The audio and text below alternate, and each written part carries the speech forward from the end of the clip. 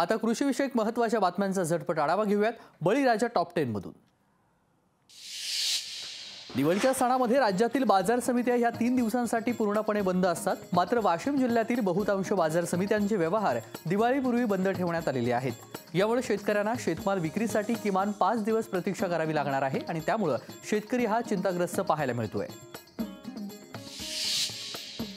नांदेड जिल्ह्यातील शेतकऱ्यांचं आधीच प्रादुर्भावाने विविध रोगांचे प्रादुर्भाव या ठिकाणी पाहायला मिळत आहेत आणि त्यामुळे सोयाबीन पीक हा वाया गेलेला असताना आता कापसावरती देखील दूषित हवामानामुळे लाल्या रोगाचा प्रादुर्भाव पाहायला मिळतोय। कापसाची फुलं लाल पडून पानांची गळती होती आणि त्यामुळे पुन्हा एकदा शेतकऱ्यांवरती नैसर्गिक संकट आलेलं असून कृषी विभागाकडून मार्गदर्शनाची मागणी आता शेतकऱ्यांनी केली आहे।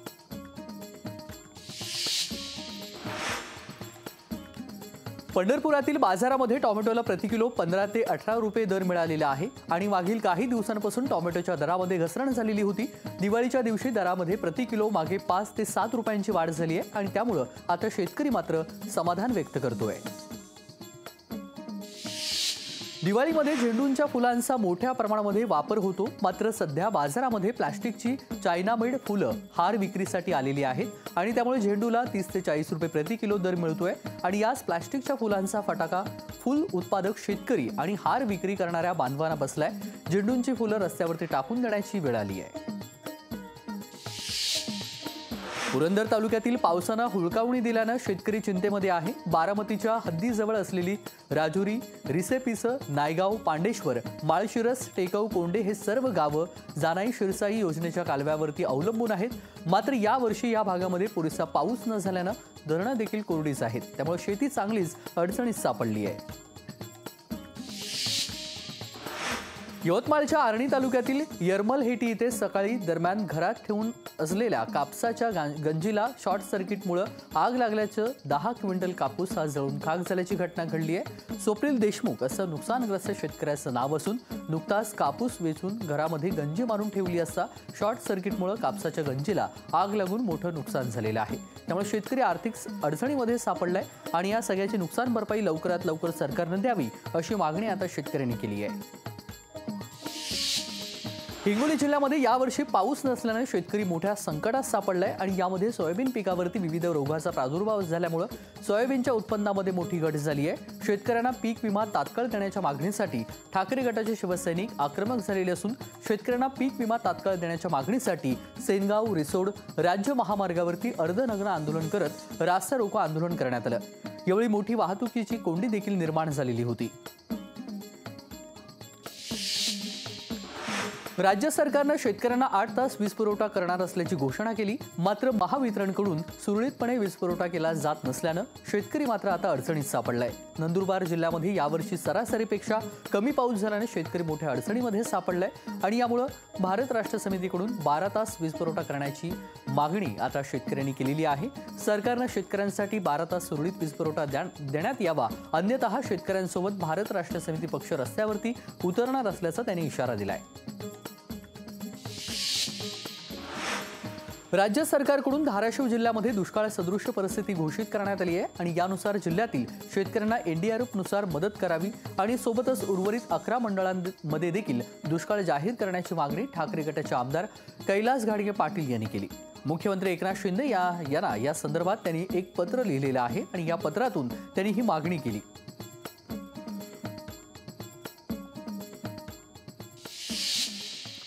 आणि यानंतर आता कृषीविषयक महत्त्वाच्या बातम्या पाहूयात विस्ताराने। सुरुवातीलाच दिवाळी पाडव्याच्या मुहूर्तावरती कोल्हापूरच्या शाहू मार्केट यार्डमध्ये गुळाचे सौदे पार पडलेले आहेत।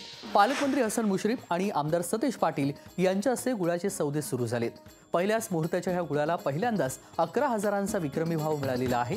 दरम्यान हाच भाव कायम राहावा अशी अपेक्षा शेतकऱ्यांनी व्यक्त केली आहे। दरम्यान पालकमंत्री हसन मुश्रीफ आणि आमदार सतेज पाटील यांनी या सगळ्या संदर्भात काय म्हटलेलं आहे पाहूया। आज गुळ सौद्याचा मुहूर्त पाडव्याच्या निमित्ताने झाला।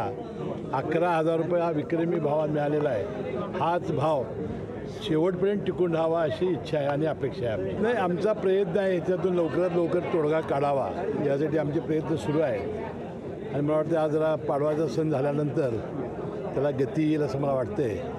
लवकरात लवकर जर हे मिटलं तर व्यवस्थित धुराडी कारखान्याची पेटतील असं मला वाटतंय. पारंपरिक पद्धतीनं नेहमी पाडव्याला गुळाचे सौदे या ठिकाणी होत असतात आणि मार्केट कमिटीमध्ये आज 11,000चा एक विक्रमी दर मिळाला आहे.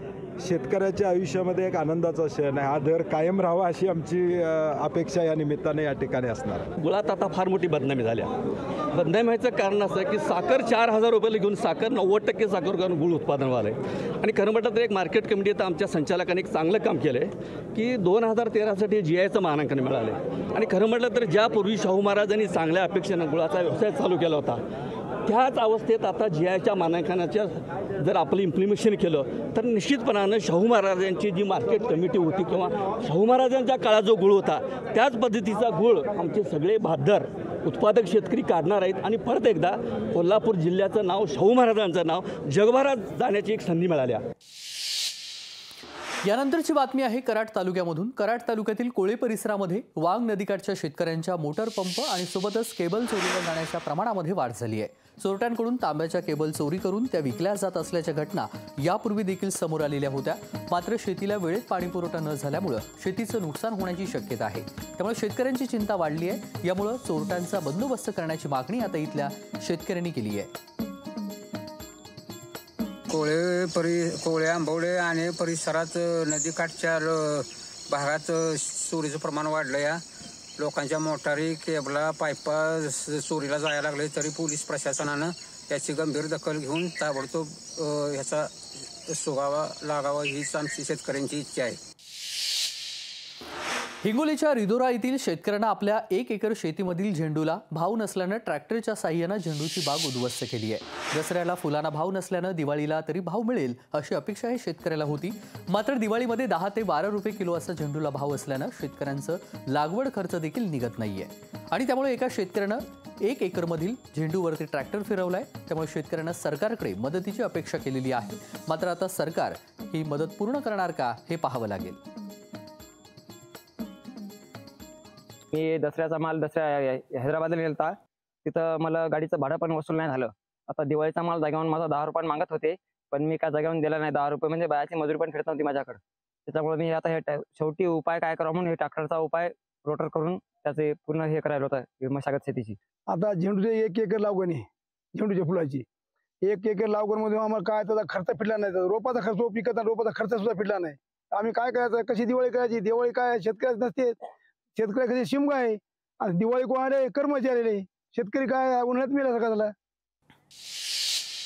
आणि दिवाळीमध्ये झेंडूंच्या फुलांचा मोठ्या प्रमाणामध्ये वापर होतो. मात्र सध्या बाजारामध्ये प्लॅस्टिकची चायनामेड फुलं हार विक्रीसाठी आलेली आहेत आणि त्यामुळे झेंडूला 30 ते 40 रुपये प्रति किलो दर मिळतोय.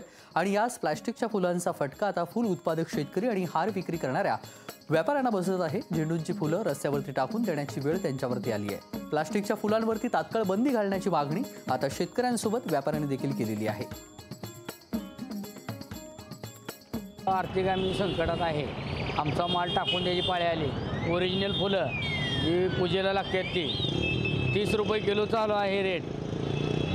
आणि गिरायक घेण आहेत. आता सध्याला आमच्यावर अशी वेळ आली की ही माल आमचा टाकून द्यायचा आणि दुसरा माल, त्या मालाला किंमत आली आणि आमच्या चांगल्या मालाला किंमत नाही. सध्याला आम्ही आर्थिक परिस्थिती अडचणीमध्ये गावलेलो आहे. मार्केटमध्ये प्लॅस्टिकची झेंडूची फुलं किंवा शेवंतीची फुलं किंवा लाल फुलं आले असल्यामुळे मार्केटमध्ये झेंडूचा भाव पडलेला आहे. त्यामुळं आम्ही आर्थिक संकटामध्ये शेतकरी आणि व्यापारी आहेत. तरी सरकारने याचा काहीतरी निर्णय करावा. ओरिजिनल फुलाला भावच नाही. 30 रुपये 40 रुपये किलो फुलं मागतात. हार बी स्वस्त ह्याच्यामध्ये मागतात. त्यामुळं आम्ही या दिवाळी सणामुळे थोडं नाराज आहे. पंढरपूरमधील बाजारामध्ये टोमॅटोला प्रति किलो 15 ते 18 रुपये दर मिळतोय. मात्र मागील काही दिवसांपासून टोमॅटोच्या दरामध्ये घसरण झाली होती. दिवाळीच्या दिवशी दरामध्ये प्रति किलो मागे 5 ते 7 रुपयांची वाढ झाली आहे आणि यामुळे आता शेतकरी समाधान व्यक्त करतोय. पाहूयात शेतकऱ्यांचं काय म्हणणं आहे. अर्धा एकर टमाटा आहे. गेल्या 15 दिवसात 10 रुपये दर होता, आता 15 रुपये दर आहे. आज 15 रुपये दर झाला.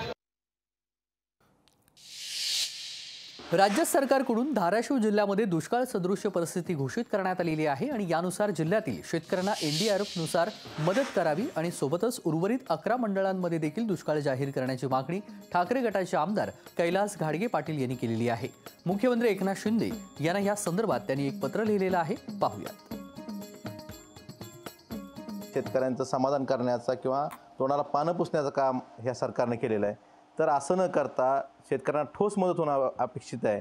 त्यामुळे ही इतकं खरी मदत दिवाळीपूर्वी शेतकऱ्यांच्या खात्यावर जमा होणं गरजेचं होतं. परंतु आमच्या सरकारकडे हीच विनंती असणार आहे की तुम्ही शासनाचे शासन निर्णय किंवा GR न काढता तुम्ही ठोस भरीव अशी मदत NDRF SDRFमधून शेतकऱ्यांच्या खात्यावर पैसे कधी पडतील हे जनतेला सांगावं आणि शेतकऱ्यांना जे रोज शेतकरी आत्महत्या होत आहेत ह्या शेतकरी आत्महत्या थांबवाव्यात.